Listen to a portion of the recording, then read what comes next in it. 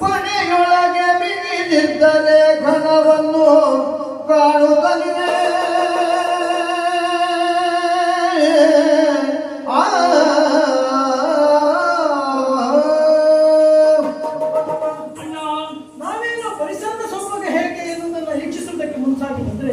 ನೋಡಿದ್ಯಾ ಆ ಕಡೆಯಲ್ಲಿ? ನೋಡ್ತಾ ಇದ್ದೆ. ಒಂದು ಅಶ್ವ ಕಾಣ್ತಾ ಇದೆ. ಹೌದು. ಆ ಅಶ್ವ ನಮ್ಮ ಲಾಯದ್ದೇ ಇರಬಹುದಾ?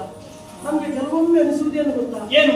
ಎಲ್ಲ ನಮ್ಮ ಲಾಯದ ಕುದುರೆಗಳು ನಾವು ಬಳಸುವುದಕ್ಕೆ ಅಂತ ಇದ್ದದ್ದು. ಹೌದಾ? ಆದ್ರೆ ಎಲ್ಲ ನಮ್ಮ ಸೇವೆಗೆ ಇರುವಂತದ್ದು ಅಲ್ವಾ? ಆದ್ರೆ ಸೇವೆಗೆ ಮಾತ್ರ ಒಂದೂ ಬರುವುದಲ್ವ ಅಂತ ಎಲ್ಲ ಅಲ್ಲೇ ಕೂತ್ಕೊಂಡು ನೀವು ಮುಂದುವರಿಸಿ ಅಂತ ಹೇಳುವ ಸೇವೆ ಬಂದ ಅಶ್ವಗಳು ಹಾಗೆ ಕಾಣ್ತವೆ ಎಲ್ಲ.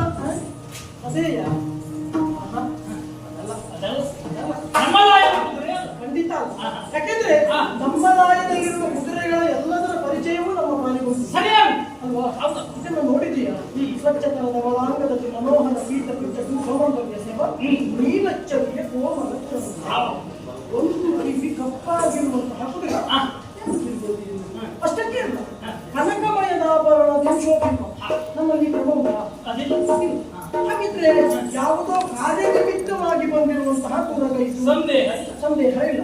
ಅದರಲ್ಲಿಯೂ ನೋಡ ಕುದುರೆಯ ಹಣೆಯ ಮೇಲೆ ಒಂದು ಲೇಖನು. ಹೌದಾ? ಬಹುಶಃ ಏಕೆ ಏನು ತಿಳಿಯಲೇಬೇಕು.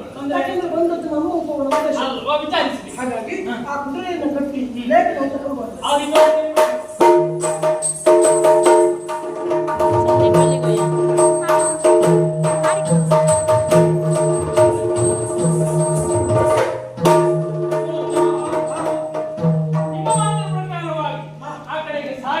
ಅದರ ಹಣೆಯಲ್ಲಿರುವಂತಹ ಲಿಖಿತವನ್ನು ತಂದಿದ್ದೇವೆ. ಒಳ್ಳೆಯದು, ಅರ್ಥ ಆಗ್ಬೇಕಲ್ಲ.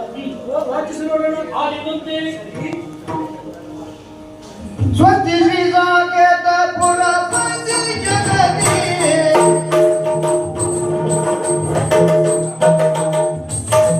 ಸ್ವಚ್ಛ ಶ್ರೀ ಸಾಕೇತ ಪುರಪತಿ ಜಗತಿ ಸಮಸ್ತ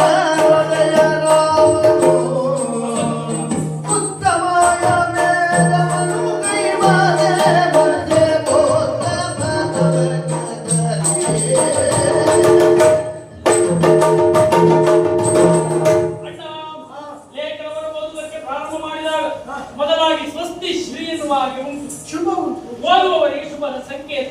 ಮುಂದೊಂದು ವಿಚಾರವನ್ನು ತಿಳಿಯಬೇಕೆನ್ನುವಂತಹ ಕುತೂಹಲತೆಯಿಂದ ಮುಂದೆ ಸಾಗಿದ್ದ. ಹೌದು, ಇದ್ದಂತ ವಿಚಾರವೇನು? ಸೂರ್ಯವಂಶದ ಪ್ರದೀಪನಾಗಿರುವಂತಹ ಶ್ರೀರಾಮಚಂದ್ರನು ರಾವಣ ಕುಂಭಕರ್ಣಾದಿ ಕಳರನ್ನು ಕೊಂದುದರಿಂದ ಕೊಂದ ಬ್ರಹ್ಮಹತ್ಯೆ ದೋಷದ ಶಂಕೆಯನ್ನು